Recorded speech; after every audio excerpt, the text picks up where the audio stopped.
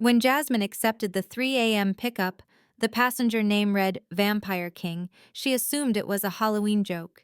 He wasn't joking. The unconscious woman beside him had Emma Chen's face, the grad student who vanished from campus 5 years ago, and the king's first words were, "Drive fast, or the hunters tracking her signal will kill us all within 10 minutes. Rain hammered the windshield in sheets so thick Jasmine could barely see the road ahead, her knuckles white against the steering wheel as the Vampire King slid into her back seat with impossible grace, his movements too fluid to be human, and cradled against his chest was Emma Chen, the grad student whose face had stared out from every lamppost and bulletin board on campus 5 years ago, her skin pale as moonlight and her pulse beating slow and visible at the base of her throat like a dying metronome. The dashboard clock glowed 3:17 a.m. in cold blue digits, and Jasmine's breath caught when she glanced at the rearview mirror, catching the king's eyes but nothing else. No reflection of his sharp features or the dark coat that seemed to drink the shadows, just Emma's limp form floating against empty air. "Drive fast," the king said, his voice like gravel wrapped in silk, "or the hunters tracking her signal will kill us all within 10 minutes. Jasmine's foot slammed the accelerator before her brain caught up, the engine roaring to life as gravel sprayed behind them and the tires found purchase on the slick asphalt of the empty highway. Because that face in her back seat was impossible, Emma Chen was dead or vanished or erased, everyone said so. But here she was, breathing shallow and real and unconscious, in the arms of something that called itself a king. And now's the time to stop and subscribe to our channel. If you enjoyed this video, don't forget to like it and drop a comment telling us where you're watching from. It's always amazing to see how far these tales travel across the world. Now let's continue. The missing person posters had covered every surface of the university library where Jasmine used to study before she dropped out. Before her brother died, under circumstances the police refused to investigate. Before sleep became something she avoided by driving strangers through the city's darkest hours. And she remembered Emma's smile from a study group, remembered her patience when explaining tort law concepts Jasmine struggled with, remembered thinking this girl is too good for this world. The king shifted forward, his hand pressing against Emma's forehead with a gentleness that seemed wrong for a creature without a reflection. And Emma's breathing deepened, steadied, color returning to her lips in slow degrees. "She's under the Protection Rite," he explained through teeth that looked too sharp in the dashboard glow. "If she dies, the treaty between our kind and yours collapses, and the hunters want that collapse. They want war. They want an excuse to burn every sanctuary and kill every vampire who still believes humans are worth protecting." Jasmine's eyes flicked to the mirrors and her stomach dropped because headlights appeared behind them. No, not headlights, because there was no light, just the shape of a black SUV gaining speed without illumination, a predator moving through the dark with terrible purpose. "What treaty?" Jasmine managed to ask, her voice steadier than she felt. "What are you talking about?" But the king's phone buzzed before he could answer, the screen casting blue light across his angular face as he read whatever message appeared there and went absolutely still in a way that made Jasmine's skin prickle. "They've already killed her parents," he said quietly, flatly, like he was reporting the weather. "They're making it look like we did it. Framing this as a vampire attack so when they kill Emma and dump her body, the story will be complete. The monster who took her finally finished what he started." The SUV was close enough now that Jasmine could see its grille in her mirrors, close enough that she jerked the wheel and sent her sedan screaming across 3 empty lanes, the tires shrieking protest as she wove between the white lines like stitches on a wound. The king braced himself with one hand against the door, the other never leaving Emma's forehead, and Jasmine saw his jaw tighten as he spoke again, his accent precise and old-fashioned, in a way that suggested English wasn't his first language, or maybe just that he learned it in a different century. "I didn't take her," he said. "I've been hiding her for 5 years from the people who tried to kill her, keeping her safe in sanctuaries where human law can't reach, and vampire law protects the innocent. But tonight was supposed to be different. Tonight she was going to wake up and testify and end this. Then why not go to the police? Jasmine demanded, taking a turn too fast and feeling the car tilt on two wheels before gravity pulled them back down. Why hide her if she's innocent? And the king's laugh was bitter as burnt coffee, a sound without humor. Because the man who ordered her death is the police, he said. Deputy Commissioner Harding, the darling of the justice system, the man who built his career on fighting corruption while drowning in it, and Emma witnessed him execute an informant through her apartment window while she was researching a paper on prosecutorial misconduct, filmed it on her phone without realizing what she'd captured until his people came for her that same night. The story spilled out in fragments as Jasmine pushed the car harder, the engine whining as they hit 90, then 100 on the empty highway. Emma was a law student with a conscience, the king continued, too smart for her own safety, and Harding's men broke down her door and injected her with something designed to look like an overdose. A tragic end to a stressed student. But I was there because I'd been watching Harding for months, gathering evidence of his crimes, and I invoked the Protection Rite, just as the sedative hit her bloodstream, spoke the old words that bind a vampire's honor to a human's survival, and she's been in stasis ever since, preserved in a sleep that's not quite death while I collected proof. He pulled something from his coat, a flash drive no bigger than Jasmine's thumb, and held it toward her. 5 years of proof, he said, video, financial records, witness statements, everything needed to bury Harding and his entire network, and I was bringing her back tonight to wake her and let her testify. But someone leaked our location. Someone sold us out. The SUV slammed into their bumper, and Jasmine's teeth rattled, her vision blurring as the car fishtailed, and she fought to keep them on the road. And in the back seat, Emma stirred, her lips moving soundlessly before a name escaped them, soft and confused. Jasmine. The king's head snapped toward Jasmine, his eyes catching light like a cat's, reflecting colors that shouldn't exist. You know her, he said, not quite a question. And Jasmine nodded, because there was no point lying. They'd shared a seminar on constitutional law. Emma had helped her study for a midterm when Jasmine's brother was dying in a hospital bed, and her mind couldn't focus on anything but the machines beeping out his final hours. Emma, who'd brought coffee and sympathy, and never asked for anything in return. The SUV hit them again, harder this time, and the king's expression shifted into something predatory and ancient, his fangs sliding down like switchblades made of bone. Hold the wheel steady, he commanded, already moving toward the door. I'm going to remove our tail. And then he was gone, through the sunroof in a blur of motion too fast for Jasmine's eyes to track, and she was alone with Emma's unconscious body and the sound of metal tearing behind her like fabric, screams cut short, and the wet thud of something heavy hitting pavement. 30 seconds passed, 40, and then the king dropped back through the sunroof, his coat soaked through with rain and darker stains, his face expressionless.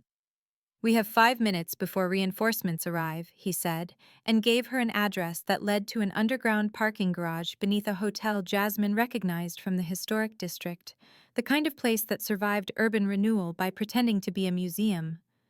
She drove in silence, her hands shaking now that the adrenaline was ebbing, and when they descended into the garage, the air changed, grew colder and heavier, like entering a cathedral built below the earth. The elevator walls were covered in symbols that hurt to look at directly, old pacts and legal boundaries etched in silver, and the king pressed his palm to a scanner that shouldn't exist in a building this old. Neutral ground, he explained, as the elevator descended past the parking levels, past anything that should exist under a hotel. Even Harding's people can't breach sanctuary law here without declaring open war. And when the doors opened, they stepped into a hall lit by gaslight, mirrors lining the walls and figures moving in the periphery, vampires and humans and things that might be both or neither. A woman approached, her suit sharp enough to cut, and her expression sharper, dark hair pulled back severe, and eyes that assessed Jasmine in a single sweeping glance. Delilah, the king said by way of introduction, the sanctuary keeper, and Delilah examined Emma with professional detachment before speaking. Protection Rite, 5th year, she observed. You're cutting it close. Your Majesty, the rite expires at dawn if she doesn't wake and consent to extension, and she turned those cutting eyes on Jasmine, and you brought a civilian into treaty ground that requires registration. Jasmine felt the weight of the choice before Delilah explained it. Sign a non-disclosure blood pact, or leave and risk being silenced by Harding's hunters, become part of this hidden world, or return to a normal life that would likely end with a bullet. And she thought of her brother dying alone, because no one investigated the crime he witnessed. Thought of Emma sleeping for 5 years while her parents buried an empty casket, and she stepped forward. "What do I sign?" Jasmine asked, and Delilah produced a ledger bound in leather older than the country, its pages filled with names written in blood, and Jasmine pressed her thumb to the current page and felt heat bloom across her wrist, a mark burning itself into her skin in symbols that matched the elevator walls. Delilah's phone buzzed, and her expression went carefully neutral. "Harding just issued a warrant for Emma Chen's arrest," she announced. "For murdering her own parents an hour ago. He's fast, I'll give him that, already controlling the narrative before the bodies are cold." And in the king's arms, Emma's eyes opened, unfocused and confused, her voice barely a whisper. "Where am I?" she asked. "What year is it?" And Jasmine knelt beside her, took her hand and felt the warmth of living fingers, the proof that Emma had survived impossible odds. "You're safe," Jasmine said, which wasn't quite true, but was the kindest thing she could offer, and Emma's eyes found hers, and recognition flickered like a candle in wind. "Jasmine? Lou?" Emma whispered. "Professor Kern's seminar. You helped me move my textbooks when my car broke down." And Jasmine remembered that too, remembered thinking how strange it was that someone as brilliant as Emma would remember a favor so small. The king knelt on Emma's other side, his presence filling the space without crowding it, formal and gentle in equal measure. "You are under my protection," he told her.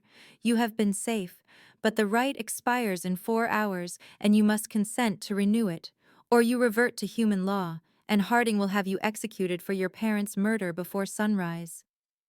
Emma tried to sit up and Jasmine helped her, supported her weight as understanding crashed over Emma's features in waves, grief and terror and rage all compressed into the space between heartbeats. "5 years," Emma said. "I've been gone 5 years," and the king nodded, patient as stone. "5 years gathering the evidence to destroy the man who tried to destroy you," he confirmed. "But now we're out of time and you must choose. Renew the protection, or face trial for crimes you didn't commit." Emma looked at Jasmine, at the king, at the sanctuary hall stretching into shadow, and something in her expression hardened like steel cooling after the forge. "I want to testify," she said. "I want to end this. I won't hide any more." And before anyone could respond, an alarm split the air, Delilah's voice cutting through on an intercom. "Harding's team just entered the building lobby with a judicial override," she announced. "You have 3 minutes." And the king moved fast, pulling Emma to her feet and dragging both women toward a mirror that swung open on hidden hinges, a passage behind the glass leading deeper into the earth, where even sanctuary law might not reach. The hidden passage twisted through walls that felt older than the building above, stone replacing drywall and the air growing colder with each step deeper into earth that shouldn't exist beneath a city built on landfill and ambition. The king moved ahead with Jasmine and Emma following close, his hand on Emma's elbow steadying her as she stumbled on legs that hadn't walked in 5 years, muscle memory confused by a body that had aged without moving, and behind them the mirror swung shut with a sound like a tomb ceiling. "The sanctuary is locking down," the king said without turning, his voice echoing off stone that drank sound and gave back silence. "Steel doors are closing in sequence to buy us time, but Harding's judicial override is legal under the emergency provisions of the treaty, which means someone high up authorized it, someone who wants this confrontation." Jasmine's wrist still burned where the blood pact had marked her. The symbols raised and hot against her skin like a brand, and she wondered what exactly she had signed away in that ledger. What pieces of her normal life had just become forfeit to a world that operated on rules written before her country existed? Emma was breathing hard, her face pale and shocked, and Jasmine recognized that expression from the mirror every morning after her brother died. The look of someone whose reality had shattered and was trying to reassemble the pieces into a picture that made sense.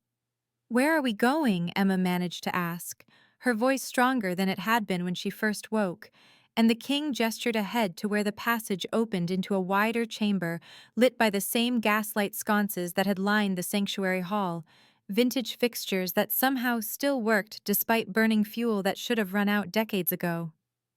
"Transit tunnels," he explained, "built during Prohibition to move goods the government didn't want moved, but they're older than that, really.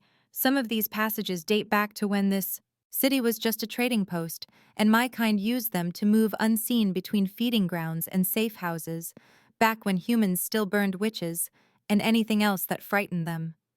The chamber opened into what looked like a subway platform that had never seen trains, tracks running into darkness in both directions, and the walls covered in more of those symbols that hurt to look at directly, protection wards and boundary markers and things Jasmine didn't have names for. And standing in the center of it all was Delilah. Her sharp suit somehow still perfect despite the dust and damp, her expression carved from ice. "The override is legal," Delilah said without preamble. "Someone on the Vampire Council sold you out. Your Majesty, probably Lucian or one of his faction, they've been looking for an excuse to collapse the treaty for years. Think humans have grown too bold, too demanding, that the Protection Rite and other accommodations make us look weak to the younger vampires who never lived through the wars." The king's jaw tightened, and Jasmine saw something flicker across his face that might have been pain or anger, or both compressed into the same expression. "I know," he said quietly. "I've known since the first vote against renewing the treaty accords last year, known that my protection of Emma would be seen as either noble foolishness or dangerous precedent depending on who you asked, and the traditional faction wants me gone, wants a king who'll return to the old ways, where humans were food and fear and nothing more." Emma was staring at him with new understanding, her eyes wide and dark in the gaslight glow. "You risked your throne for me," she said, not quite a question, and he turned to meet her gaze with an honesty that seemed to cost him something. "I risked it for the principle you represent," he corrected gently, "for the idea that humans have value beyond their blood, that justice matters even when it's inconvenient. But yes, Emma Chen, I risked it for you specifically, because 5 years ago I watched you choose to document injustice even when it endangered you. Watched you film that execution when you could have closed your curtains and pretended not to see. And you were braver than most immortals I've known, braver than vampires who've lived centuries and never stood up for anything but their own survival." Jasmine felt something shift in the air between them, a tension that wasn't quite romantic but held the seeds of it, and Emma's expression softened from shock into something closer to trust, her fingers unclenching from fists as she processed what the king had just admitted. "I thought you were death," Emma said softly, "when you appeared in my apartment that night while Harding's men were holding me down and the sedative was spreading through my veins like ice. I thought you were death itself come to collect me. But you whispered words I didn't understand, and suddenly I couldn't feel anything, couldn't move, couldn't die, just suspended in darkness listening to your voice promising safety." The king nodded, his face solemn in the flickering light. "The Protection Rite puts you in stasis," he explained, "slows your body's processes to almost nothing, so injuries can't progress and poisons can't spread. It's meant for battlefield trauma originally, a way to preserve dying soldiers until healers could reach them. But I've used it to keep you safe, while I gathered the evidence Harding's lawyers couldn't suppress or discredit, 5 years of surveillance and testimony, and paper trails that lead directly to his door." Delilah cleared her throat, impatient with the emotional undercurrents when practical matters demanded attention. "There's a way out," she said. The old transit tunnels connect to the subway system 6 blocks from here. You can surface near the financial district and disappear into morning crowds, but the tunnels are monitored by both vampire and human security. You'll need a decoy, someone to draw Harding's teams away from your actual escape route. Jasmine spoke before she could think better of it, before the part of her brain that calculated risks could override the part that remembered Emma's kindness and her brother's unexamined death. "I'll do it," she said. "I'll drive the Uber out the front exit and make them think Emma's inside, lead them on a chase away from wherever you're actually going." The king's response was immediate and sharp. "You're civilian," he said. "This isn't your fight. You signed the blood pact to witness, not to become a soldier, and I won't have another human death on my conscience because of my choices." Jasmine met his eyes and didn't flinch from what she saw there, the weight of centuries and the bone-deep weariness of someone who'd watched too many good people die for principles that should have been self-evident. "Emma helped me once when I needed it," Jasmine said. "When my brother was dying and I couldn't focus on anything but losing him, she brought me coffee and study guides and never asked why I looked like I'd been crying, never demanded I explain my grief, just offered quiet kindness.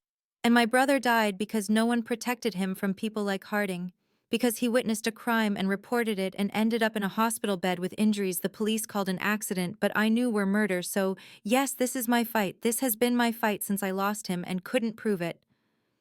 Emma reached out and took Jasmine's hand, squeezed it with fingers still weak from 5 years of stasis. "You don't have to do this," she said. But Jasmine shook her head, because she did. She absolutely did. This was the first time since her brother's funeral that she'd had a chance to fight back against the systems that protected murderers and silenced witnesses. The king studied her for a long moment, his expression unreadable, and then nodded once, sharp and decisive. "If you do this, you follow my instructions exactly," he said. "No improvisation, no heroics. You drive the route I give you, and when I say to abandon the vehicle, you abandon it immediately. Understood?" Jasmine nodded, and Delilah was already pulling out a phone, her fingers flying across the screen as she coordinated something with people Jasmine couldn't see. "I'll have a second car waiting at the drop point," Delilah said. "Clean vehicle with false plates. And I'll feed Harding's team fake GPS coordinates to keep them chasing ghosts while you three make for the real exit. But we're working on minutes now." His people are already in the elevator descending to sanctuary level. The sound of boots echoed from somewhere above, muffled by stone and distance but growing louder, and then Harding's voice boomed through speakers. Jasmine hadn't noticed. His tone reasonable and calm, in the way that meant violence was just a refused request away. "Send out Emma Chen," he called, his words bouncing off tunnel walls, "and the rest of you walk free. I have no quarrel with the sanctuary or its guests. Just give me the murderer and we can all go home." Emma flinched at the word murderer, her face going white, and the king's hand tightened on her shoulder. "He killed them," Emma whispered. "He killed my parents to frame me, to make it look like the monster who took me finally finished what he started. And now everyone will believe him, because who trusts a missing girl over a decorated police commissioner?" Jasmine felt rage building in her chest, hot and clean, the same rage she'd felt at her brother's funeral when the police spokesman had called his death a tragic accident and closed the investigation after 48 hours. "That's why we fight," she said to Emma. "That's why we don't let them win by staying silent or hiding or giving up. Because every time someone like Harding gets away with murder, it makes the next murder easier, makes the next cover-up more plausible." The king was moving them toward a door Jasmine hadn't seen, hidden in the tunnel wall and marked with symbols that glowed faintly in the dark. "This leads to the garage," he told Jasmine. "Your Uber should still be there unless Harding's people towed it. You drive out the front exit and head east toward the river. Take the scenic route so they have time to commit to the chase, then abandon the vehicle at the marina and Delilah's people will extract you." Emma was pulling away from the king, her expression desperate. "I should be the one to do this," she said. "I should face him. I can testify right now, tell everyone what I saw." But the king shook his head, and there was something almost paternal in the gesture. protective in a way that had nothing to do with legal rights or political maneuvering. "You'll get your chance to testify," he promised. "But not while Harding controls the narrative, not while he has arrest warrants and evidence planted and a media machine ready to paint you as everything but the victim you are. We do this smart, or we don't do it at all." Delilah handed Jasmine a keycard and a piece of paper with an address scrawled in neat handwriting. "The marina," she said. "Dock 17. There'll be a boat waiting. Take it upriver to the coordinates on this paper and someone will meet you there. Don't deviate from the plan, and for God's sake, don't try to be clever." Harding didn't build his career by being stupid. Jasmine took the card and paper, tucked them into her jacket pocket beside her phone and wallet. The ordinary items of her normal life that felt absurd now, in the context of vampire kings and century-old rites and police commissioners who murdered witnesses. The boots were louder now, close enough that Jasmine could hear individual footsteps and the crackle of radio communications, Harding's teams coordinating their sweep through the sanctuary levels. And somewhere above them, steel doors were holding, but wouldn't hold forever.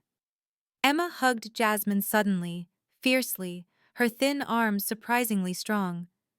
"Thank you," she whispered against Jasmine's shoulder. "Thank you for believing me when you had no reason to." And Jasmine hugged her back and thought about all the people who hadn't believed her about her brother. All the closed doors and dismissed concerns and condescending explanations about accidents and unfortunate timing.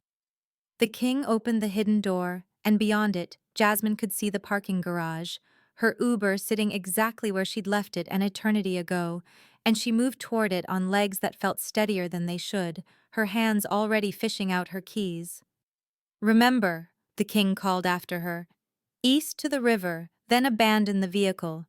Do not engage if they catch you. Do not try to reason with them.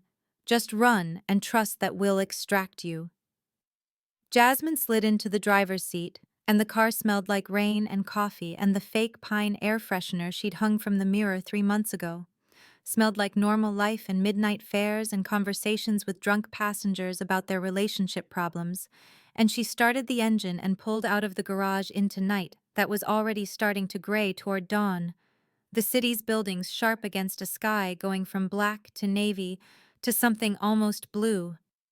The street was empty except for a black SUV parked 2 blocks down. No lights. But Jasmine could see shapes moving inside, and she drove toward it deliberately, made sure they saw her, made sure they saw the Uber decals and the license plate, and in her rearview mirror, she watched the SUV jolt into motion, pulling a U-turn to follow as she accelerated east toward the river, just like the king had told her, leading hunters away from the people she'd chosen to protect, even though she barely knew them, even though her rational mind screamed that this was insane. But her brother had died alone and unprotected, and she would not let that happen to Emma Chen, not while she still had a steering wheel and a road ahead and the stubborn refusal to let murderers write the ending to someone else's story. Jasmine's Uber was 3 blocks from the marina when her phone buzzed with a text from Delilah, a single word that made her blood run cold: abort. But she was already committed to the route, and the black SUV was close enough that she could see the driver's face in her mirror, close enough that abandoning the plan now would only get her killed faster.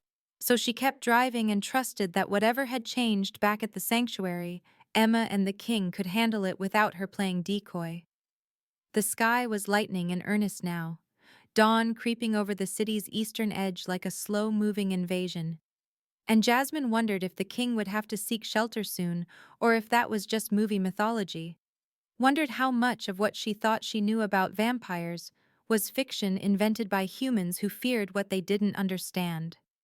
She took the turn toward the marina and saw Dock 17 ahead, saw the boat Delilah promised waiting with its engine already running, and she abandoned the Uber exactly as instructed, left it running with the door open and sprinted for the dock, her feet pounding against wet pavement as behind her the SUV screeched to a halt and men poured out shouting commands she didn't stop to hear. Back in the sanctuary, the king was making a decision that would change everything. His face carved from determination as he turned to Emma and spoke words that made Delilah go absolutely still. her professional composure cracking for the first time since Jasmine had met her. "I invoke the coronation clause," the king said, his voice formal and ancient, carrying the weight of ritual and law, and Delilah's response was immediate and sharp with disbelief. "You can't," she said. "That law hasn't been used in 200 years, not since the treaty was first written. You're talking about binding a human to the throne itself, making her part of vampire sovereignty in a way that can't be undone without both your deaths." The king ignored her protest and knelt before Emma, his movements precise and deliberate, and Emma stood frozen in her borrowed clothes, still weak from 5 years of stasis, still processing that her parents were dead, and she was wanted for their murder, and now this creature who'd saved her was offering something she didn't fully understand. "If you consent," the king explained, his eyes never leaving Emma's face, "I transfer the protection right into a crown bond. You become my co-sovereign, equal in authority under vampire law, untouchable by human courts because arresting you would be arresting royalty, an act of war against the Nightborn sovereignty that would require your government to answer to international supernatural accords." Emma's mind was racing. Jasmine could see it in her eyes, even though Jasmine was blocks away fighting her way onto a boat, could imagine Emma trying to calculate the cost of accepting, trying to understand what it meant to become part of a world she'd only just discovered existed. "What does that mean?" Emma asked, her voice steadier than it should have been. "What happens to my life?" And the king's answer was brutally honest in a way that might have been kinder if he'd lied. "Your human life ends," he said. "You won't be turned, won't become vampire, but you'll be bound to me until the threat that necessitated your protection is destroyed, or one of us dies. You'll live in my world, subject to our laws, our customs, our politics, and there will be vampires who hate you for it, who see your elevation as an insult to our kind. But you will be alive, and you will be able to testify against Harding without fear of human retribution." Emma looked at the hidden passage entrance where Jasmine had disappeared, looked at Delilah, whose expression had gone carefully neutral, looked back at the king kneeling before her like a knight offering fealty in reverse, and she thought about her parents lying dead in a house she'd never see again, thought about 5 years stolen from her life, thought about the video on her phone that had started all of this, evidence of an execution she'd witnessed through her apartment window when she was just a law student who believed the system could be fixed from within. "There has to be another way," Emma said. But even as the words left her mouth, she knew they were wishful thinking, knew that Harding's men were seconds from breaking through whatever barriers the sanctuary had left, and the king's gaze didn't waver. "There isn't," he said simply. "Harding is 30 seconds from breaching this room, and if he takes you into custody, you'll be dead before the sun is fully risen, executed for crimes you didn't commit while the real murderer accepts condolences and plans his next cover-up. This is the only path that keeps you alive and free." Emma closed her eyes, and in the darkness behind her eyelids, she saw her parents' faces, saw her mother's smile and her father's steady hands, saw the apartment where she'd lived before everything went wrong, saw the future she'd planned before Harding's bullet had shattered it all, and she opened her eyes and met the king's gaze with something like defiance. "I accept," she said, and the words hung in the air like a bell tolling, like a door closing on one life and opening on another, and the king stood and produced a knife from somewhere in his coat, a blade that looked old enough to have drawn blood in battles Emma had only read about in history books. The ritual was swift and precise, the king slicing his palm with the knife and dark blood welling up. Not the bright red of human blood, but something deeper, something that seemed to drink light instead of reflecting it. And then he took Emma's hand and cut her palm too, shallow but enough to make her hiss with pain, and their blood mingled in a silver chalice that Delilah produced with the resigned efficiency of someone who'd seen too many ancient rites invoked in desperate circumstances. The king spoke in a language Emma didn't recognize, words that sounded like wind through dead trees and water over stone, sounds that predated English and Latin and maybe language itself. And as he spoke, light began to build in the chalice, cold and silver and almost painful to look at directly, spreading up their joined hands like frost climbing a window. Emma felt something shift inside her, felt her heartbeat synchronize with the king's, even though his heart shouldn't beat at all, felt boundaries dissolving and reforming, felt herself becoming something other than what she'd been. Not vampire, but not entirely human anymore either, bound to this creature by law and blood and desperate necessity. The light flared bright enough to make Delilah shield her eyes, bright enough to cast shadows that shouldn't exist in a room already dim. And when it faded, Emma stood straighter, stronger, her exhaustion burned away by whatever power had just flooded through her, and on her head rested a circlet of silver so thin it was almost invisible. But where it touched her skin, runes glowed with the same cold light that had filled the chalice, marking her as something new. The doors burst open before anyone could speak, steel hinges shrieking as Harding's men poured into the hidden chamber, rifles raised and red laser sights painting the walls, painting Emma's chest, painting the king's face, and for a heartbeat, everything was frozen in that moment before violence, that breath before the storm breaks. The king moved faster than human eyes could track, pulling Emma to her feet and positioning himself slightly in front of her. Not quite shielding, but making clear that anyone who wanted her would have to go through him first. "You are in the presence of the crowned protected," he announced, his voice carrying enough authority to make the armed men hesitate. "Fire a single shot, and you declare war on the Nightborn sovereignty. Your government will have you executed by dawn for violating international supernatural accords. Your families will be marked as blood traitors, and your names will be erased from human history." The men looked at each other, uncertain, fingers on triggers but discipline holding them back, and then Harding's voice crackled over someone's radio, thin and distorted but unmistakably present. "What's happening in there?" Harding demanded. "Report!" One of the men keyed his radio, his eyes never leaving Emma and the crown that burned on her head. "Sir," he said, "the target has been—" He paused, searching for words. "Elevated. She's wearing some kind of crown.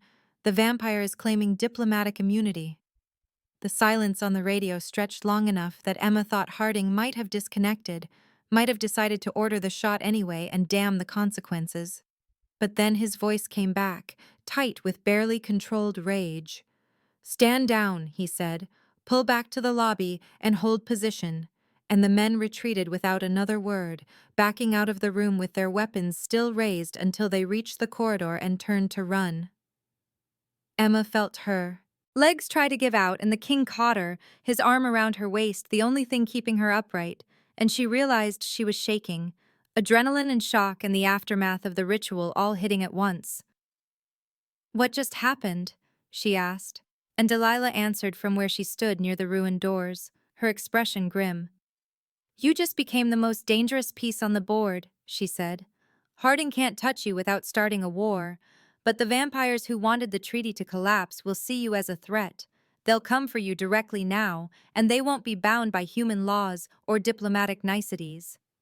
The king was already moving, guiding Emma toward a different exit, one that led away from where Harding's men were regrouping, and Delilah followed with her phone out, coordinating extraction and safe houses and legal documents that would formalize what had just happened in ways human governments could process. "The coronation clause has a loophole," Delilah said as they walked, her tone matter-of-fact in the way of people delivering bad news they've delivered before. "If you're proven unworthy, if you break vampire law in a way that demonstrates you can't or won't uphold the responsibilities of your position, you can be dethroned and executed, and they'll try to force you into a mistake, set you up to violate some obscure statute or fail some test of sovereignty." Emma's hand found the circlet on her head, the metal warm now where it had been cold, the runes still glowing faintly against her fingers. "What kind of mistakes?" she asked. And the king's answer was weary with centuries of political maneuvering. "The kind that look like accidents or ignorance but are actually traps laid by people who've been playing these games since before your country existed," he said. "The kind that will require you to learn our laws faster than any human has before, to navigate our politics without the benefit of experience or allies, And to do it all while Harding is still trying to kill you through legal channels and public opinion. They emerged into a different garage, this one accessed through passages so old the walls were brick instead of concrete. And waiting there was a car with tinted windows and plates that probably changed depending on who was looking, and Delilah held the door while Emma and the king slid into the back seat. Jasmine was on the boat now, the engine roaring as she pulled away from Dock 17 with Harding's men shouting from the shore, bullets sparking off the water, but none of them finding their target. And she followed the river north toward coordinates she'd memorized, toward whatever extraction Delilah had promised, and she wondered if Emma was still alive, if the plan had worked, if any of this desperate gambit had been worth it. Emma leaned against the king in the back seat of the speeding car, exhaustion finally catching up now that immediate danger had passed, and she felt the crown on her head like a weight and a promise felt. The bond between them thrumming in her blood like a second heartbeat. "I'm not prey anymore," she said, testing the words, tasting their truth, and the king nodded, his face unreadable in the dim light. "No," he agreed, "now you're a queen, and queens are hunted for different reasons but hunted nonetheless. Welcome to immortal politics. Emma Chen, try not to get us both killed in your first week." The car merged into morning traffic, anonymous among thousands of other vehicles. And somewhere across the city, Harding was making calls and pulling strings and rewriting his strategy now that his target had become untouchable through conventional means. And in the Vampire Council chambers, Lucian was receiving news of the Coronation Clause invocation with a smile that promised violence wrapped in legality, promised tests and trials and traps designed to prove the human girl unworthy of the crown that burned on her head. And the game was changing. The pieces repositioning themselves on a board. Emma was only beginning to understand, but she was alive, and her parents' killer was exposed, even if not yet punished, and she wore sovereignty like armor forged from desperate choices. And sometimes that was enough. Sometimes survival was victory, and everything else was just details to be worked out later when the sun had fully risen, and the night's impossible events could be examined in the harsh light of day. The penthouse sat 40 floors above the city, glass and steel fused with Gothic arches and stonework that predated skyscrapers, a building that had been retrofitted and modernized around a core that remembered when this land was marsh and forest. And Emma stood at the window watching dawn break over a skyline she hadn't seen in 5 years, while behind her surveillance screens flickered with her own face repeated across every news channel. "Missing student found alive," the headlines screamed, linked to vampire royalty. And Emma watched herself become a story, watched journalists who'd never met her describe her motivations and choices, watched the narrative split down the middle as some outlets celebrated her survival, while others, funded by money that traced back to Harding's allies, painted her as a conspirator, complicit in her parents' deaths, a troubled young woman who'd staged her own disappearance and now returned with wild accusations against a decorated public servant. The king moved through the space like he owned it because he had owned it for longer than the building had stood, his phone pressed to his ear as he spoke in 3 different languages to council members scattered across time zones. His voice never rising, but carrying enough authority to make even ancient vampires reconsider their positions. Jasmine sat beside Emma on a couch that probably cost more than her car, her own exhaustion temporarily forgotten as she watched her friend process the impossible situation she'd been thrust into. And when the screen cut to footage of a funeral, when Emma saw her parents' caskets being lowered into ground while she'd been sleeping in stasis, Jasmine felt Emma's control finally shatter. "They held a funeral 3 years ago," Emma whispered, her voice breaking on every syllable. "They buried empty boxes and gave eulogies, and I wasn't there. I was being kept safe while they mourned me, and now they're actually dead, and I still can't be there because Harding turned their murder into evidence against me." Jasmine pulled Emma close and let her cry. Let her grief pour out in shaking sobs that had been building for 5 years, plus however many hours it had been since she'd woken to find her entire life erased and rewritten, and the king ended his call and crossed the room with inhuman speed, kneeling before Emma with something like tenderness on his ancient face. "Your parents knew you were alive," he said quietly. "I made sure of that. Sent them proof through channels Harding couldn't intercept, letters and photos showing you were safe, and they understood why you couldn't come home, understood that the man who killed them was the same man who'd tried to kill you, and they spent their last years fighting to expose him, even knowing it would likely cost them their lives." Emma looked up with red-rimmed eyes, hope and horror warring on her face. "They knew," she repeated, and the king nodded.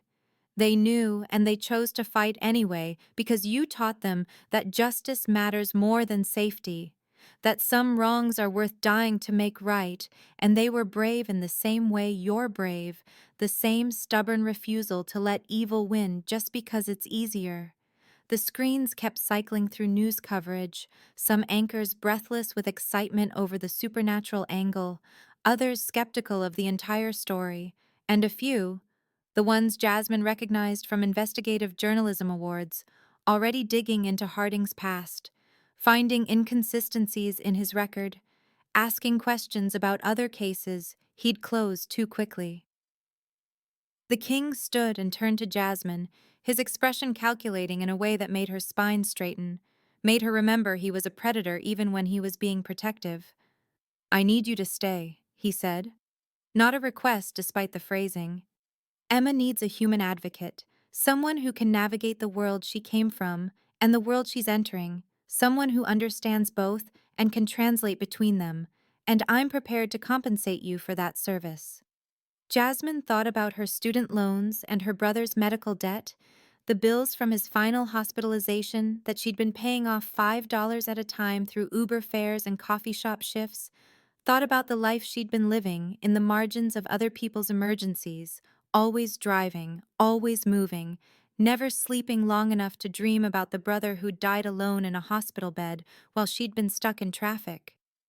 "What kind of compensation?" she asked, and the king named a figure that made her head spin, then added, "Plus your brother's medical debt cleared and a formal investigation into his death.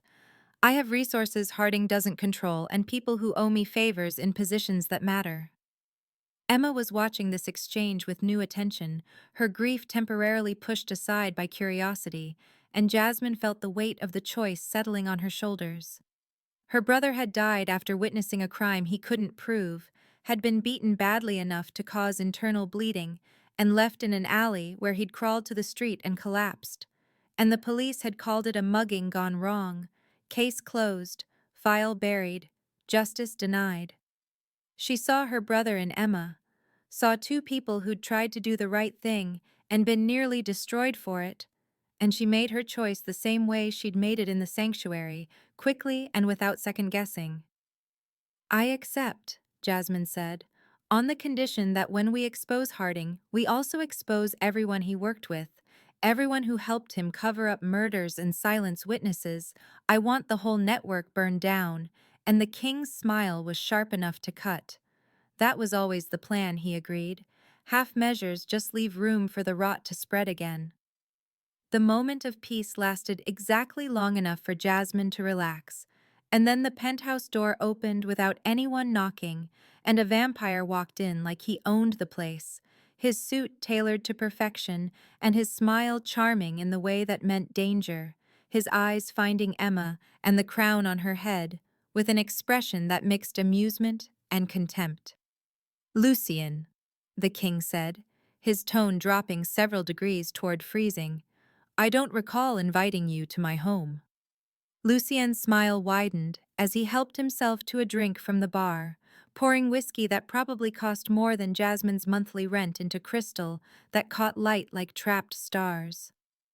"You invoked the coronation clause," he said, "which makes this a matter of state interest, and as a council member I have the right to verify the legitimacy of your new co-sovereign, just making sure everything is proper and legal, Your Majesty." The honorific sounded like an insult the way Lucien delivered it, mockery wrapped in protocol, and Emma stood from the couch with Jasmine's help, drawing herself up to full height despite exhaustion and grief, the crown on her head glowing brighter as if responding to her determination. The king moved to stand beside Emma, a united front, and Jasmine stayed close enough to intervene if needed, even though she had no idea what she could do against centuries-old vampires playing political games. "You've made her a symbol," Lucien continued, gesturing at Emma with his glass. "Symbols are fragile things, easily broken. I wonder how long she'll last before she cracks under the pressure, or makes a mistake that proves she's unworthy of the position you forced her into." Emma's voice when she spoke was steadier than Jasmine expected, strengthened by anger and the memory of her parents' courage.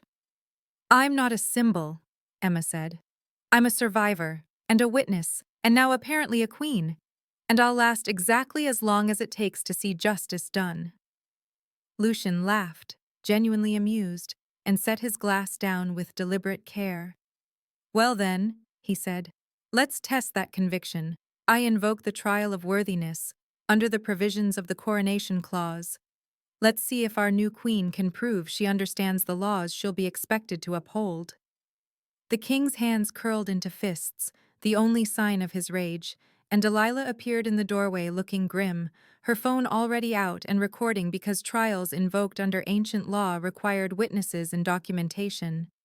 The trial of worthiness hadn't been used in over a century, she said, addressing the room but really speaking for whatever record she was creating. The accused must demonstrate competency in vampire law and render a sovereign judgment on a case presented by the challenger. Failure results in the removal of their crown and the dissolution of the bond. Emma looked at the king, questions in her eyes, and he met her gaze with an expression that promised violence if Lucian pushed too far. "You have 48 hours to prepare," the king told Emma. "I'll teach you everything you need to know," and Lucian's smile turned predatory as he headed for the door. "The trial will be public," he called back, televised for both human and vampire audiences.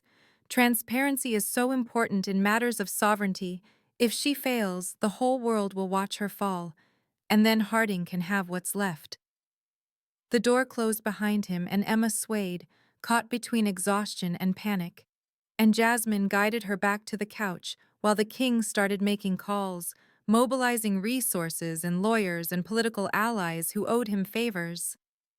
"They've turned this into a spectacle," the king said, his voice tight with controlled fury. "They want to humiliate her publicly, prove that humans don't belong in vampire governance, use her failure as justification to dismantle the treaty." The next 16 hours passed in a blur of legal texts and ritual phrases. The king teaching Emma vampire law with the intensity of someone cramming a semester into a single night. And Emma absorbed it all with the desperate focus of someone who knew her life depended on remembering every detail.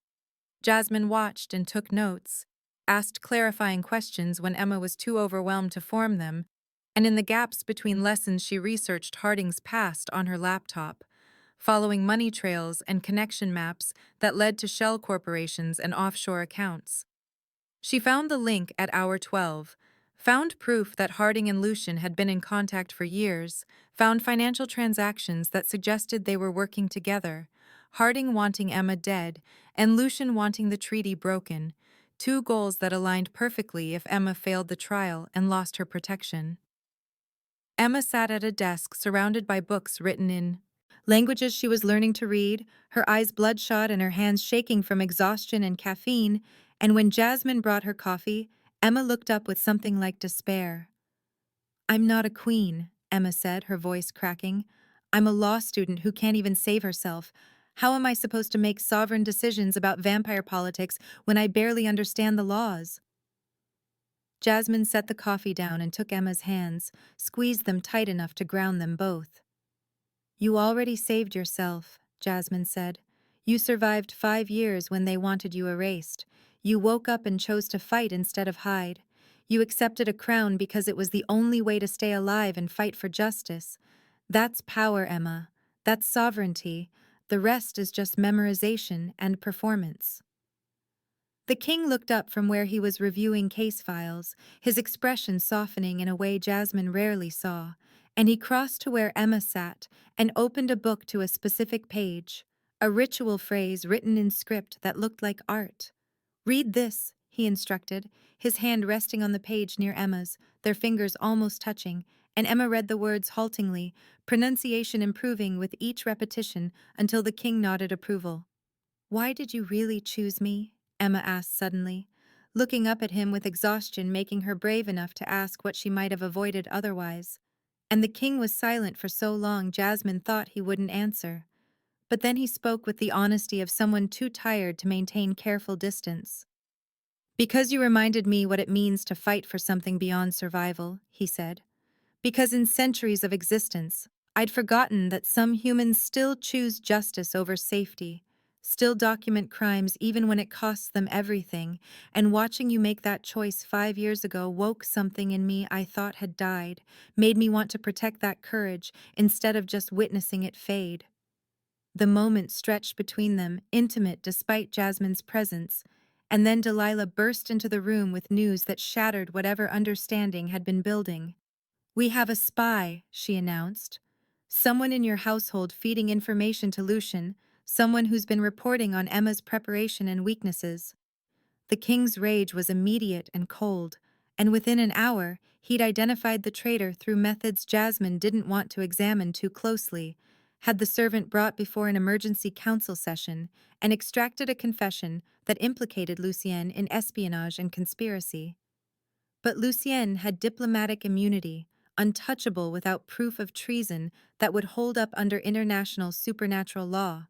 And the spy's testimony wasn't enough, was just one servant's word against a council member's reputation. The trial was in 16 hours, and Emma had memorized 30 key laws. But Jasmine could see the exhaustion wearing her down, could see her friend's legendary focus starting to crack under impossible pressure. Jasmine's phone buzzed with a notification, search results from a deep dive into her brother's death, and she opened the file with shaking hands, found what she'd been looking for, found proof that her brother's killing was connected to Harding's network, found names and dates that linked his death to the same conspiracy that had targeted Emma. If she could prove it, if she could trace the connections and build a case, it might discredit Harding enough to weaken his political shield, might give them leverage in the court of public opinion even if Lucian's trial proceeded as planned, but pursuing it meant leaving Emma's side during the trial, meant choosing between supporting her friend and avenging her brother. Jasmine looked at Emma, who was falling asleep over a textbook, looked at the king, who was watching Emma with an expression that mixed protectiveness and something deeper, and she made the calculation that felt like betrayal even though she knew it was necessary. "I need to follow this lead," Jasmine said, showing the king her phone. "If I can connect Harding to my brother's death, it gives us ammunition we don't have now, but it means I won't be here for the trial." The king studied her for a long moment, weighing risks and benefits with the cold logic of someone who'd survived centuries of political warfare. "Go," he finally said. "Emma will have me, and that will have to be enough. But be careful, because if Harding realizes you're close to exposing him, he'll try to silence you the same way he silenced your brother, and this time, I won't be there to invoke protection." Jasmine nodded and grabbed her jacket, looked back once at Emma sleeping over her books, the crown on her head still glowing faintly, and she promised herself she'd be back before the trial ended, would return with proof that could change everything, and then she was gone into the pre-dawn darkness to hunt ghosts, and evidence, and the truth about her brother's last moments. The grand hall was built for spectacle, its vaulted ceiling rising 3 stories above marble floors that had witnessed coronations and executions and every ritual between, and now it hosted a trial broadcast to millions of viewers across both human and vampire worlds, cameras positioned at every angle to capture Emma Chen's potential fall from grace. Emma sat on a throne that felt too large for her body, the silver circlet on her head burning with cold fire, and beside her, the king occupied his own throne with the ease of someone who'd ruled for centuries, his face impassive as he watched the proceedings unfold. The audience filled rows of seats arranged in a semicircle, vampires on one side and human dignitaries on the other, the division stark and intentional. And somewhere in the back, Jasmine sat with her laptop open, still searching for the final piece of evidence that would connect her brother's death to Harding's network. Her fingers flying across keys while her eyes flicked between screen and stage. Lucian stood at the center of the hall in robes that looked ceremonial and ancient, his voice carrying to every corner without need for amplification, as he presented the case that would determine Emma's worthiness to wear the crown. A hypothetical human, he began, has trespassed into a vampire sanctuary without permission and stolen an artifact of significant cultural value, claiming the theft was necessary to expose corruption within human law enforcement. What is the appropriate judgment under the Crown Protected's authority, and how does this case reflect on the balance between human and vampire law? Emma felt her heart sink as she recognized the trap, felt the weight of impossible choices settling on her shoulders because every answer she could give would damn her in someone's eyes. Too harsh, and she'd appear tyrannical to the human audience watching from homes and offices across the country. Too lenient, and the Vampire Council would deem her weak, incapable of upholding the laws she'd sworn to protect when she accepted the crown. The king's hand moved almost imperceptibly on the armrest of his throne, a gesture Emma had learned meant caution, meant think carefully before speaking, and she took a breath and studied the case details Lucien had provided on a scroll of parchment that looked older than it probably was. She read the description of the trespasser, read about their motivations and methods, and something about the phrasing made her freeze because these weren't hypothetical details. This was too specific, too targeted, and she looked up to find Jasmine in the audience, just as Jasmine looked up from her laptop with sudden realization dawning on her face. The case wasn't hypothetical at all, Emma understood with sick certainty. Lucien was describing Jasmine if she got caught breaking into Harding's building, was prejudging a crime that might be happening right now, turning Emma's verdict into a weapon against her only human ally. The cameras were focused on Emma's face, capturing every micro-expression for analysis and commentary, and she knew that whatever she said next would define her reign or end it, would prove her worthy or destroy any credibility she'd built. She stood from the throne, the circlet flaring brighter as if responding to her movement, and she invoked a rite so ancient that even Lucian looked surprised. "I claim the privilege of contextualization," Emma announced, her voice steady despite the terror singing through her veins. "Under the original provisions of the Protection Rite and the treaties that govern supernatural human relations, justice requires understanding motive and consequence, not just applying punishment by rote, and I refuse to render judgment without examining the full context of this case." Lucian's smile was sharp as broken glass, triumphant in a way that made Emma's stomach clench. "The law doesn't care about context," he said. "Law is absolute or it's nothing, you can't pick and choose when to apply statutes based on whether you like the defendant's reasons. That's not justice, that's favoritism." Emma met his eyes and thought about her parents who'd been murdered for trying to expose corruption, thought about Jasmine's brother who'd died for witnessing a crime, thought about every person who'd been silenced because the law was wielded by those it was supposed to constrain, and she addressed her answer not to Lucian but to the cameras, to the millions watching and judging. "Then your law is unjust," she said, and the words echoed in the sudden silence. "And I'll spend my reign changing it. Because any legal system that punishes people for trying to prevent greater harm is a system designed to protect the powerful at the expense of the powerless, and that's not justice, that's tyranny wearing a judge's robes." The vampire side of the audience erupted in outrage, voices raised in protest and condemnation. Ancient creatures who'd lived by absolute laws for centuries suddenly confronted with a human who dared suggest those laws were flawed. But the human side of the audience was applauding, standing and cheering and recording on their phones. And Emma saw social media counters on nearby screens climbing as her words went viral in real time. The king's expression remained unreadable, his eyes fixed on Emma with an intensity that might have been pride or concern, or both layered together. And the Vampire Council members huddled in consultation, their voices too low for human ears but probably audible to every vampire in the room. Lucien called for order, his voice cutting through chaos, and after what felt like hours but was probably only minutes, The council returned their verdict, a narrow vote that passed Emma by the slimmest margin.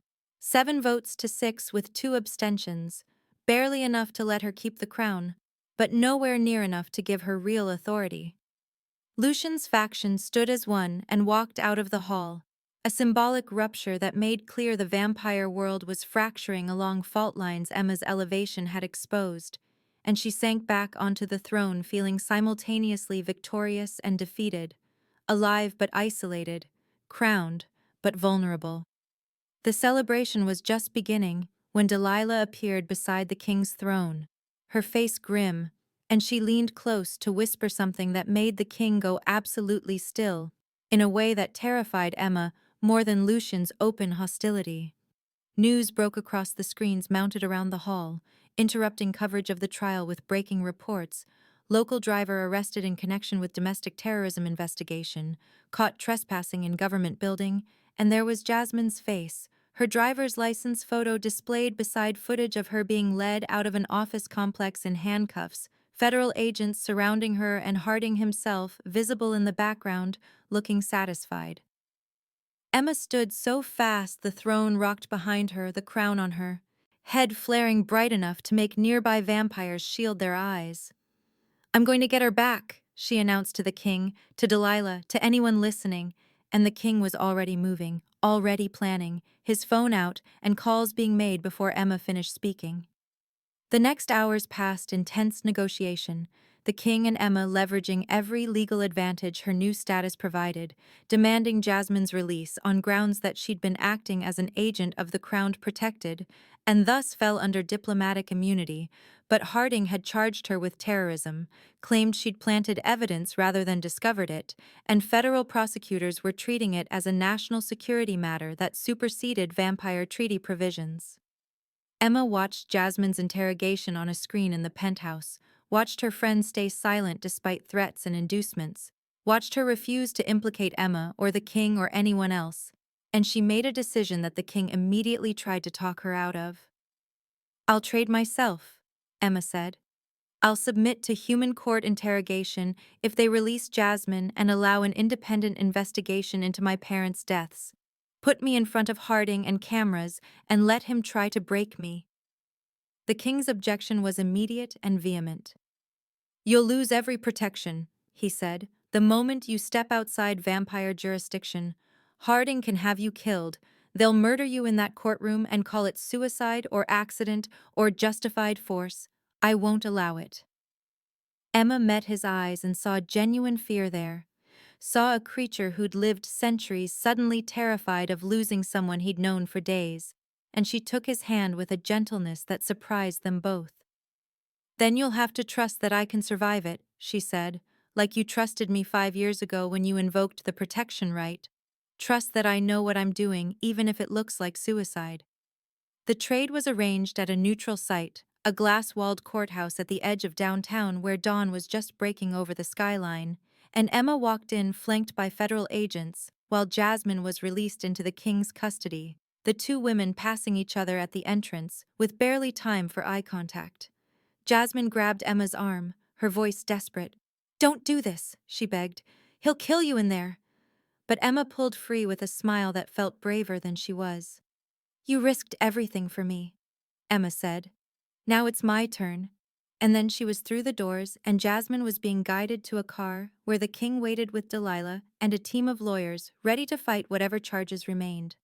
Inside the courthouse, Emma was led to an interrogation room that looked sterile and professional, cameras mounted in corners, and a table with 2 chairs facing each other, and waiting in one of those chairs was Harding himself, his uniform pressed and his smile confident. A man who'd committed murder and covered it up for years and believed he was untouchable. He gestured for Emma to sit and dismissed the agents with a wave, leaving them alone in the room, and he produced a folder full of fabricated evidence, doctored videos, and false witness statements and financial records that made Emma look guilty of crimes she'd never imagined. "Confess to your parents' murders," Harding said, his tone almost friendly. "Confess, and I'll make your execution quick. Lethal injection instead of whatever the vampires would do. Mercy for honesty." Emma smiled and felt the wire Delilah had provided pressing against her skin under her shirt, a tiny device that was broadcasting every word to receivers the king had positioned around the building, to media contacts who'd been primed to publish anything newsworthy, to lawyers who were recording for evidence. "Tell me how you did it," Emma said, keeping her voice curious rather than confrontational. "How you've gotten away with this for so long, because it's impressive, really. The planning and execution." Harding's ego couldn't resist, arrogance making him stupid in the way Emma had counted on, and he started talking, started explaining his network and methods, started admitting to murders and cover-ups, including the execution Emma had filmed 5 years ago, including the orders he'd given to kill her parents and frame her for it, including the spy he'd placed in the king's household and his alliance with Lucian to collapse the treaty. The broadcast went live within minutes, the king having arranged for the interrogation to be streamed to the Vampire Council and select media outlets, Harding's confession playing across screens in government buildings and newsrooms and homes across the country, going viral faster than his team could contain it. Emma watched realization dawn on Harding's face, watched him understand he'd been played, and he lunged across the table fast enough to make Emma's chair tip backward, his hands reaching for her throat. But the door burst open and federal agents poured in, not Harding's people, but internal affairs investigators who'd been waiting for exactly this kind of evidence, and they dragged him off Emma while reading him his rights. Partial victory tasted bitter in Emma's mouth as she was escorted out of the courthouse into morning light, Harding under arrest, but his allies already scrambling to distance themselves and spin the narrative, and news breaking that Lucian's faction had used the chaos to declare the treaty void, claiming Emma's actions had destabilized supernatural human relations beyond repair. The vampire world was fracturing, and the king's throne was being challenged, and Emma's crown had become a target for assassination, not just legal maneuvering. But Jasmine was free and Harding was exposed, and for a moment Emma let herself feel the satisfaction of survival. The moment ended when she saw the laser dot appear on her chest, a red point of light tracking her movement as she walked toward the car where the king and Jasmine waited, and she had just enough time to register what it meant before the king moved faster than sight, tackling her to the ground as the bullet that would have killed her instead tore through his shoulder, blood that was too dark to be human spreading across his shirt as he covered her body with his own. Jasmine was screaming, and Delilah was shouting into her phone, and security was converging from every direction. But Emma could only focus on the king's face inches from hers, could only watch him bleed for the second time because of choices she'd made, could only whisper apologies while he pressed his hand against his wound and told her not to be sorry, told her she'd done exactly what needed doing, told her this was what it meant to rule, to make hard choices and live with the consequences. And somewhere in the distance, sirens wailed, and the city woke to news of a deputy commissioner's arrest, and a vampire king's assassination attempt, and a crown that burned cold on a young woman's head while she knelt in her protector's blood and swore she wouldn't let his sacrifice be wasted. The king's blood was darker than human blood, almost black in the dim light of Jasmine's Uber, as Emma cradled him in the back seat, her hands pressed against the wound in his shoulder where the silver bullet had torn through muscle and bone, and she could feel the poison spreading through his system, could see his skin going gray around the edges as his body fought toxins designed specifically to kill his kind.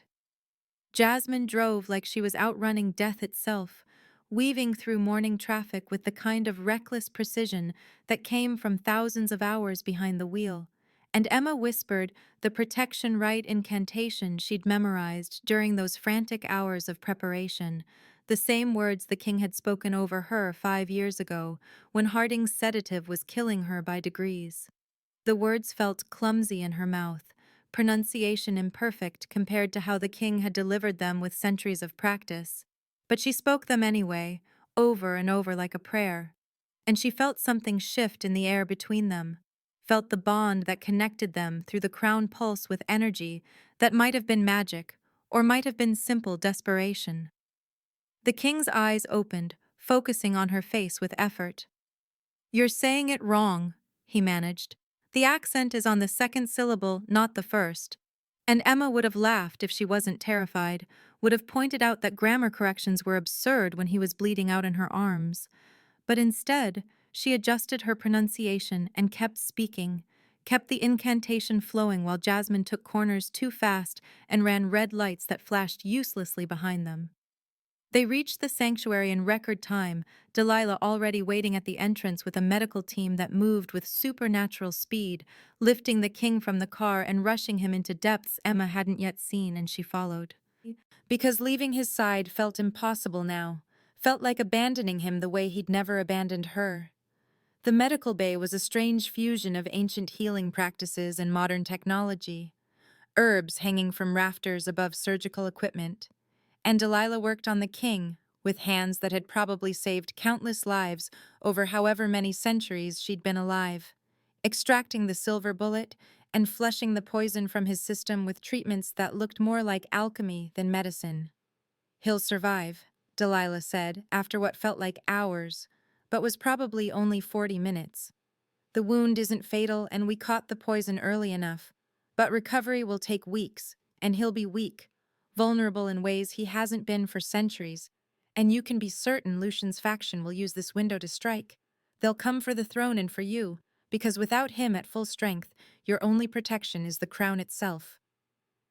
Emma looked down at the king unconscious on the medical table, his face peaceful in a way she'd never seen while he was awake, and she felt something crystallize inside her, fear transmuting into determination, grief becoming anger that burned clean and focused. She left the medical bay and walked into the sanctuary's main hall where vampires had gathered, some loyal to the king and some probably reporting to Lucian. And she climbed onto the dais where thrones sat empty, and she addressed them with the crown burning cold on her head. "You want to test me?" Emma said, her voice carrying through the space without need for amplification. "Try it. Come at me with your trials and your political games and your assassination attempts. Because I've already survived being erased once, survived 5 years of stasis and waking to find my parents murdered, and my name dragged through media that painted me as everything but the victim I was. And I won't be erased again. Not by Lucian, and not by anyone else who thinks humans don't belong in positions of power." The vampires stared at her, some with respect and some with barely concealed contempt. But none of them challenged her directly. None of them dared test whether the crown would protect her without the king's presence, and Emma took their silence as temporary victory, as breathing room to figure out what came next. Jasmine found her afterward, sitting beside the king's bed in the medical bay, and she had her laptop open with files spread across the screen, evidence she'd recovered from Harding's building before his people caught her. "Your brother," Jasmine said quietly. "He witnessed the same crime Emma did, or a version of it. Harding executing an informant, but this was 15 years ago, long before Emma's case. And the network that silenced him is the same network that's been operating for decades. A conspiracy of silence and murder that protected corrupt officials by eliminating anyone who tried to expose them." Emma took Jasmine's hand and squeezed it, understanding what it meant. To finally have answers after years of questions, understanding the pain of confirmation that the worst suspicions were true. "He tried to do the right thing," Jasmine continued, her voice breaking slightly, "just like Emma did, just like everyone who gets destroyed by systems designed to protect the powerful. And now, I have proof and names and connections, and I'm going to make sure every single person involved faces consequences." The king stirred in his bed, consciousness returning in slow degrees, and his eyes found Emma's face with something like relief. "You're still here," he said, and Emma smiled because where else would she be? She was bound to him by law and blood and choices that had transformed her from victim to sovereign. "I'm staying," Emma told him, "not just until you heal, but after. I'm staying in this world and using this position to reform the treaty, to protect people like me and Jasmine's brother, people who try to do the right thing and get erased for it. Because if I have this power, I'm going to use it for something that matters." The king's expression softened, vulnerability showing through in ways his usual control wouldn't permit if he was at full strength. Saving you changed me, he admitted, reminded me that power is meant to protect, not dominate, that sovereignty carries responsibility beyond just maintaining order, and I'd forgotten that in centuries of political maneuvering, forgotten what it meant to fight for someone else's survival instead of just my own position. Emma leaned closer, her hand finding his on the bed, their fingers intertwining with a naturalness that suggested this wasn't the first time they'd sought this comfort from each other.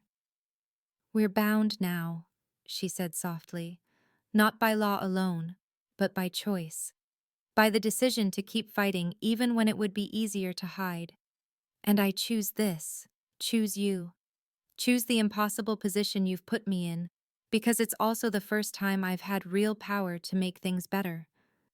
The king pulled her closer with his uninjured arm, their foreheads touching in a gesture that was intimate without being romantic, that spoke of partnership and understanding, and something that might become love, given time and survival. Jasmine cleared her throat from the doorway, giving them privacy while also reminding them she existed, and she held up her phone showing messages from Delilah. "The United Nations Supernatural Council wants Emma to testify," she said. "They're holding emergency sessions on treaty reform, and they want to hear directly from the Crowned Protected about proposed changes. It's scheduled for 3 weeks from now." Emma nodded, already planning, already thinking about what she'd say to representatives from vampire courts and werewolf packs and fae kingdoms and every other supernatural faction that had signed the original treaties, how she'd argue for protections that valued human life beyond its utility to immortal politics. Jasmine accepted a formal position as the Crown's human advocate, a role Delilah had apparently been designing in the background, complete with salary and authority to investigate human supernatural conflicts and recommend policy changes.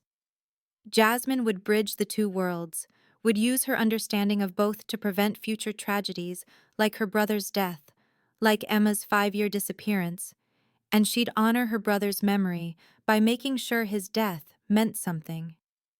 3 weeks passed in a blur of preparation and healing, the king's strength returning in increments, while Emma studied treaty law and political history, while Jasmine built cases and contacted witnesses and constructed arguments that would reshape supernatural human relations.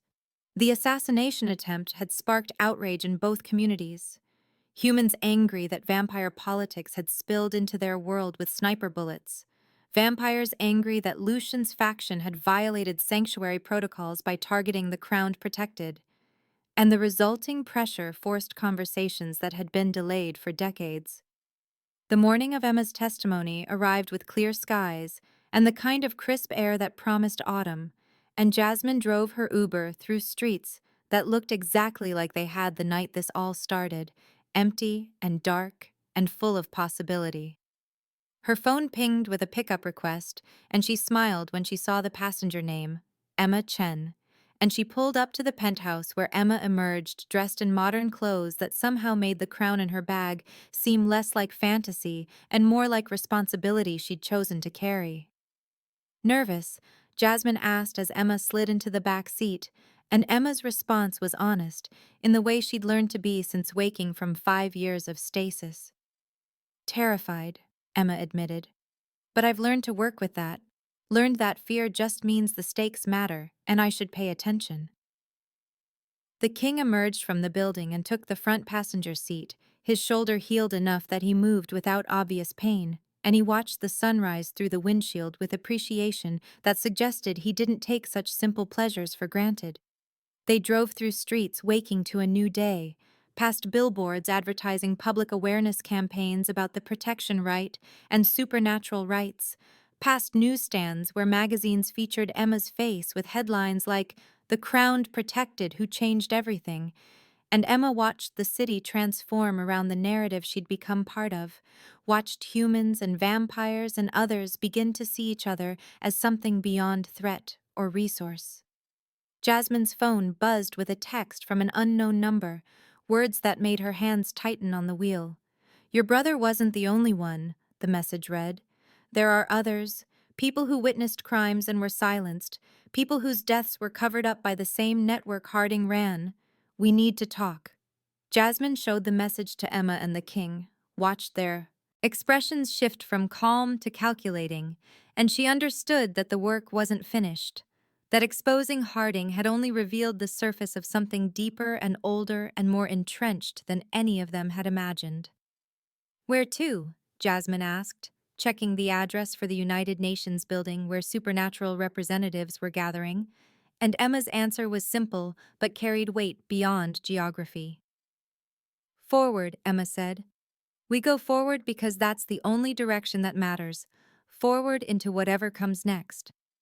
The car merged into morning traffic, anonymous among thousands of other vehicles, and in the rearview mirror, Jasmine saw a black SUV pull out from an alley, no headlights despite the dawn, following at a distance that was meant to be noticed or maybe just visible enough to send a message.